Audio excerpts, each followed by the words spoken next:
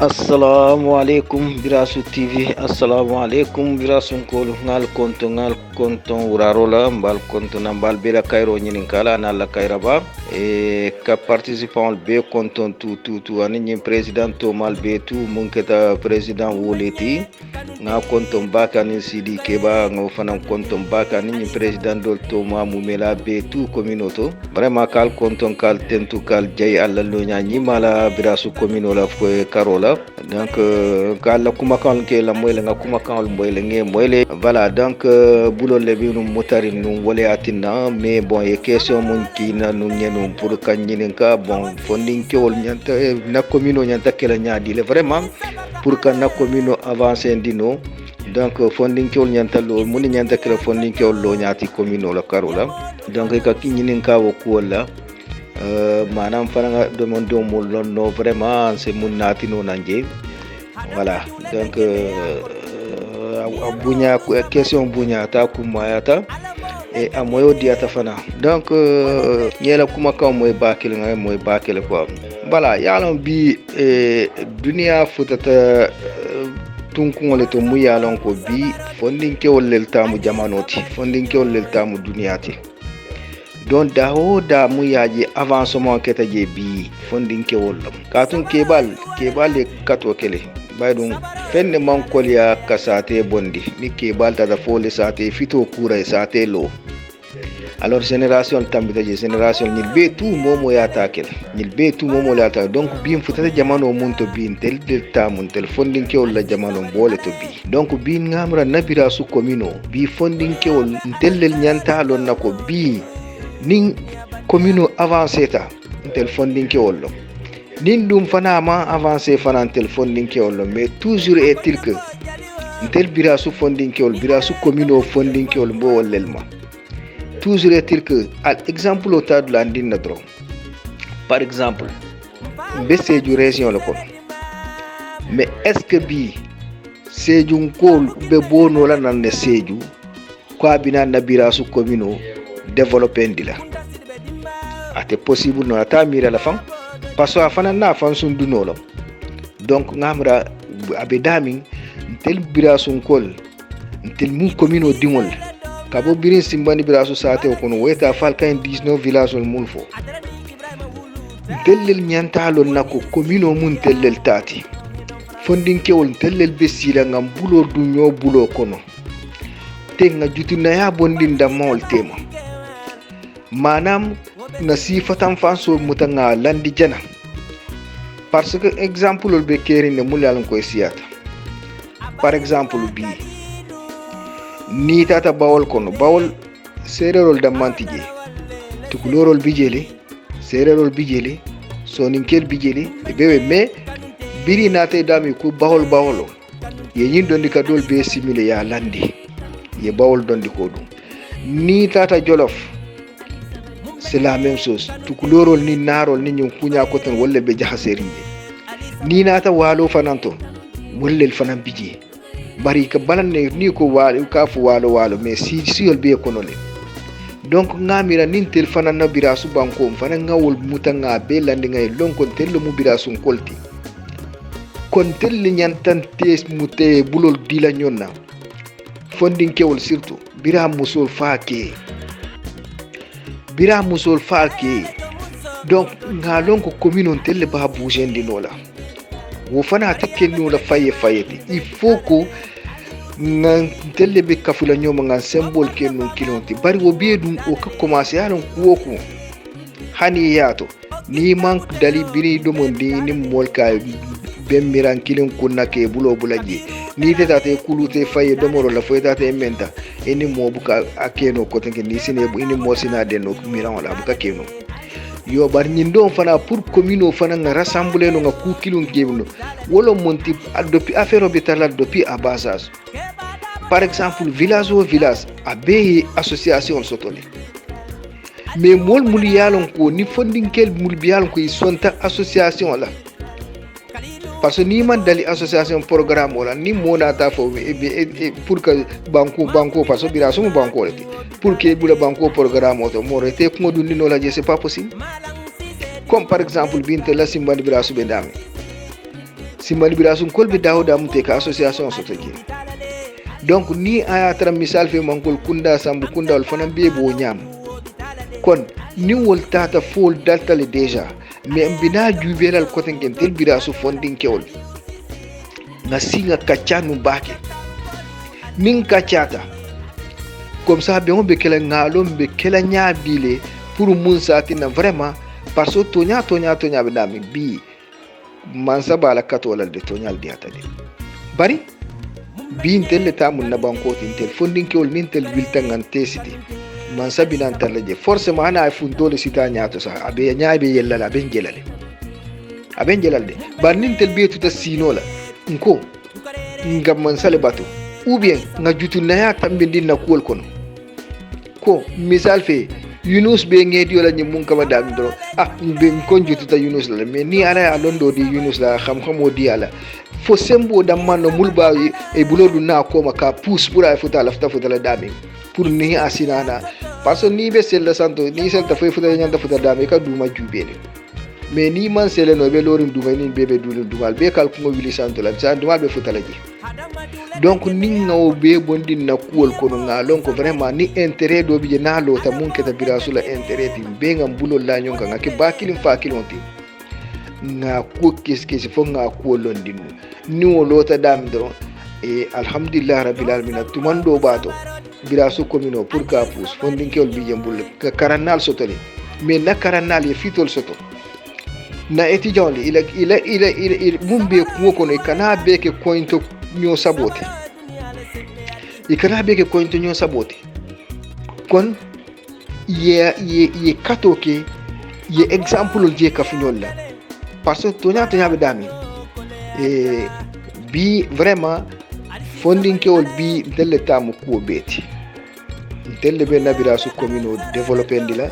bakilim fakiri karumbon koni simbani birasun koni dasida men koni dafiya koni muntonko ibe ke kilingoti ibe symbol la nyonkan nin lafta ko me kacha bali afana mu kudolti wala na biri luminale ni birasu tv kere ni aja ko bunya ya tante foma parce que ni mo buka kacha ina buka nyomo no andu ni na ma nyomo no alte kambe no la fasina ku keno bar ni kacha la so ta ko birasu tv be nyaminte vraiment donc ngamura nga wakil nu ngante siti nu kacha nu Yunus ale continuer sensibilisation la pour mun satina mo ku malbe birasu commune kono mo firindol bi jele mais ni ma nyom moy no ni ma funtino nyonkan italo na mune be tamole talo na mune be kebe par exemple Yunus be exemple o dile la bi simbani birasu kol mul biyan ko association la be bulu ou association hayna école lo simbandi ka famu école 3 mais pourtant birimba départ là nga départ au Kenya mi anim binna ta futa dam parce que au fur et à mesure communication kata mais surtout dans le monde alonko tel fal ma miranu febe intéressé la no kola bari biri wol nata moy ya moy doli en client tant que président kille carrément ka fayin ko vraiment nga moy albe mun kibaro mum moy kulo mu yalan ko mora ko kuma ta bunyata parce que école we man tara pour simbani birasu la développement da mano ibe sate banko birasu banko bela développement no be Casamance bela développement no ani Sénégal fo mu mela parce que élève mul budget to tentin bi mo malon sama mum be kala monti cadre ba se bono jere donc no bota jase na commune fasale asi Sénégal fasale voir ça même Afrique ça assez longue position d'autre jele quoi voilà donc wo mol ko total mul yalla koy fana ke le soutien dila nale bi école hayna Dieu merci classe fulalon association de allo simbari birasu zone sol wolle allo mul yalla ko partout ye bulol fayna jere vraiment ko remercier donc wo demanda ma Yunuso mu exemple lolete parce que ni bi wo zone so ma wilino pour ko école lo ni ko be mansale batula donc bi simbani birasu diwol mul be karan lo école to tin ite karanna je ni nan ite karanna je jar en tout cas la demande alo mal wati may be karanna je vai donc ngamo wulika wo abri provisoire le mul fo na sey molto ani penkolto mais effectivement parce que ni zone so be sirin ko be mansale batula mais mansa wati dum hala binala wodla attaquer la wati mala bina wodla attaquer la mais ni a tara nun te simbandi birasu funding kel wala commune funding kel le conscience so to ko ni semo wala ni lycée o nyin ntelle la lycée o donc on garde Sédhiou par exemple Abou Diop te bonana Sédhiou ay nafa ben no lycée lo la ni atake la ça ne sera pas facile vai donc bi abedami e ntelle be wil no lan tel mun yalan ko tel on commune o dingolti ngalon ko lycée o nyimbe lori ntelle liji ntelle se kukeno wala o abri provisoire ol mulbe se moto nyen ntelle se kilin dégager ndino mais o batala vraiment camion le keta e ngan symbole la nyona nga bulo di nyona momo yango hani ko le misal fe momo la connaissance mun se mun sino molma yake ou hani atere ko par exemple tous les fils de Birassou muso anin kewo momo par exemple momo hana atere ko momo 500 francs exemple on boole fola rek mais ni wol be dan ko nyam mais chaque année mbukar kukuto dun lan na Birassou commune ko chaque année mbukar kukuto dun lan na Birassou commune mais pour o yeke il faut ka tiale ke kambe o yeke na fontini nyonkan na badi ya soto nyotema et comme Yunus altelle nyon ko comme vraiment lonya créer betiatala et puis a ko fana kumata bunyata telbe ma telbe continuer la sensibilisation la baydu radio soto dale e Birassou TV fana biye Birassou FM bekere toujours est-il ko faut des fois ka dunje ka émission na mo ko ka jeunesse sensibiliser lom kam mole alo mole bekere ka foko vraiment jamfagnolo a manko ko le arranger actuellement be tembo mun sondo mole katagno na kennu kilonti nga kennu ba kilon fa kilonti Birassou ko be sentir kontom Birassou ko ti mo kana ni sentir kontom simban Birassou ko le ti wala ndem bado bar ko le ti non mais mu Birassou commune o mo le ti donc mu Birassou ko le ti tout court ningo ken na idel to mentalité évoluer taw nyama sans be kuto te la génération binal be kuto te la. Donc vraiment, encore une fois, Kal Tentou Kal Djaïbake, toute la jeunesse de Birassou et commune, Kabimbe Konton, Kanimbe Tentou, Kanimbe Djaïkal, dans vraiment fou à la senson de Molkeno Kilonti, à la Mako Kambenu, à la Mako Kuma Kilon Fonu, Nabla Kilon Jubenu, vraiment Munke dans Birassou communauté, et pour avec Kelanyam, pour vraiment c'est à Mamandino, Fonding Kyolna Mamandino, parce que Biabedami Bi. Et akadia man sa fana fon ele parce que ko ku ni atra sate localité sate dingol le a commencé une fois man sa fon nata al tara wala dal vraiment ka lo ko al tel pareta kulila mais nal kalbe sino la lo nyama rek parce que ni tata partout c'est comme ça hein sate dingol le ka commencé ni tata fouta la même chose ni ta mais wala entel mouné naw ma fon la plupart entel camera fo man sal kan nyimbe ke wodon le entel firiji alors que wo nyamante par exemple bi ka jele fi c'est moy taraw ma fon la be tra betiarien be mais ça te diwol ni mansa e classe fula do tout le reste là ça te diwol le ga belo wala mansa atra ça te diwol le siso belo afana nata bulo bula ja ya comprendre mais tel camera fa be mansa ya be ke quoi alors que c'est pas comme ça quoi voilà donc encore une fois e besoin so be konton na besoin so be tentu la besoin so be jaila mais momo vraiment ni fonding ke o moiti essaye lonko ka fu ko be da mena il est temps que mo le soudé il est temps que mo le soudé ñu fay programme atitano la parce que fende mantra keni actuellement jamano kan donc al se ka fu no nyoma la le sembo soto u dam man le se keno mais ni dol ko nga kenun ten dol ko nga kenan tentino manam to nyino ma importance soto ni munki rek ala kulli ala ulbe fola voilà donc Yunus kayam fo dani be tout kuma kan siata kuma kan jamfata donc voilà wo nyamalon parce que ku dol bije sujet dol bije ni dun taje mo ala kulli alim foye jamfa do mon din quoi voilà donc kuma kan wolon e abondo ka fe a bakere da kono war bitun tulo mum bala moyla wolo ka be tame ko mum betiata tele alo mum man betia fana tele alo war bitun kayam fo dani be tu ni mum betiata fana salon ko mu ala fon la e ya maro kere bu kinyare ti ni mum jawya ta fana bito mun te jondon la nation le direct bala bar bitum fana ma wilu kama ka fo kuma kambe bolanda kono mum be jawya la mol nyakoto mais no tata soto fana mu hadama dungo damane ti rek mu hadama dungo doron ti mu jondi woleti donc kal da yam fo dani be tout la moy la da woda ka be yam fo dani be tout ok assalamu alaikum wa rahmatullah وبركاته. السلام عليكم ورحمة الله تعالى وبركاته. براسو تي في براسو اف ام مول والبي كوندونا مومو توني كوندونا امل بيتر ليوتو مل دونتا مل ماندو دونك والبي كوندو ni kondondir sanama ka fo mo bi assalamu alaikum wa rahmatullahi ta'ala wa barakatuh. Ok, ka kondondiro murundi na initiateur ani la lo nyanyi mala min kita Brasso TV la tanyato Brasso FM la tanyato min kita simbande commune la tanyato min kita simbande commune la développement min kita simbande jeunesse la nyomo min kita simbande jeunesse la taro la julu kile ke ba kile fo akila non be kondono initiative wala ha ko e fana ya barka simbande commune jeunesse be tu ala barka ndella mo samati ndella mo biiti ndella sa sama fana dadano min keta nokko min wala ta nyaato ko be keno la nyaadi le ase keno nyom mo la kono ase keno kambe ona kono ase keno na tesitol donc wala mo nyinde Yunus natna wala je se fun niajo commune bita nyaado al fundita nyonkan al ka nyommo bininte madarbe dasda be derinje Yunus malon dama mintije Yunus be nyaami simbante mala be nyaami nje pour nga commune on be nga wir nga simban la commune o sambanya do be kolya mais ni nga fundi nyonga de ka hakilo susandi nyonna donc baaje la tile kilen dol ni ko be to se fundi no mi yala se commune o avancer ni no se commune o bunda kile yela no min kata développement na karol min kata sate la commune la nyaata ta ko wala mon na ko modi folo pour kal kondo ne ka fala nga mo be kondo manyina mola min kata simman Brasso commune mo be tout ko commencer simman fan min kata na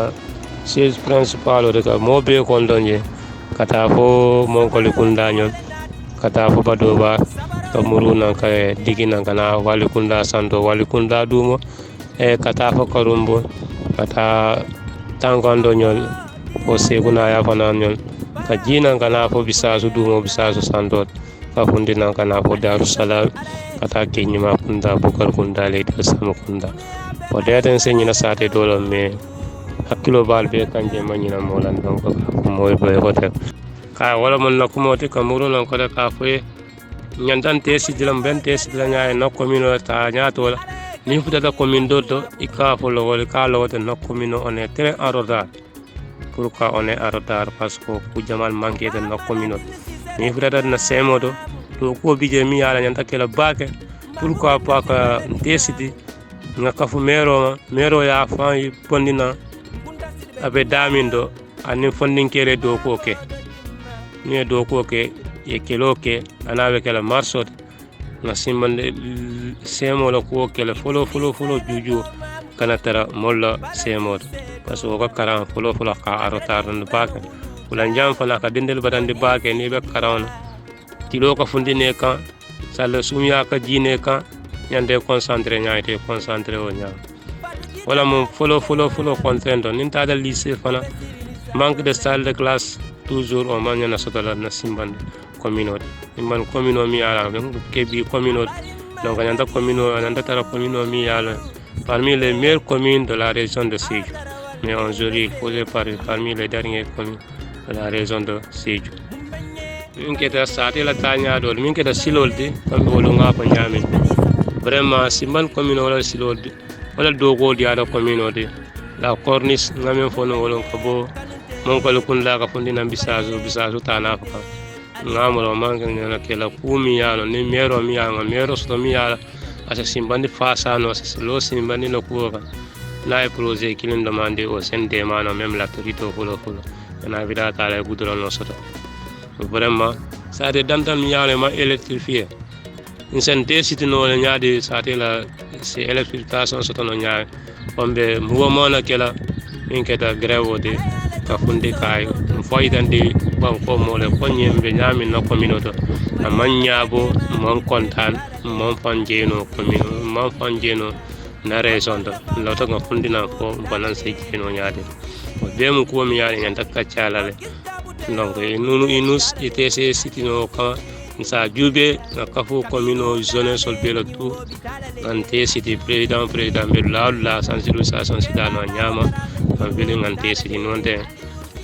on est très en retard par rapport aux autres